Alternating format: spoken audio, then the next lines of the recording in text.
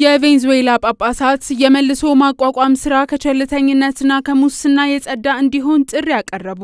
በሰሜናዊና መካከለኛው ቬንዙዌላ የመሬት መንቀጥቀጥ ከተከሰተ ከአንድ ወር በኋላ የአገሪቱ ጳጳሳት የመልሶ ማቋቋምና ግንባታ ሂደቱ ከቸልተኝነት ከሙስናና ከፖለቲካዊ ጥቅሞች የጸዳ እንዲሆን ጥሪ አቀረቡ። ጳጳሳቱ ከተጎጂዎችና ከጥቃቱ ከተረፉ ወገኖች ጋር ያላቸውን አብሮነት የገለጹ ሲሆን በአደጋው በጎ ፈቃደኞችና ርዕሰ ሊቃነ ጳጳሳት ሌዮ 14ኛ ላሳዩት አጋርነትና ቅርበት ምስጋናቸውን አቅርበዋል።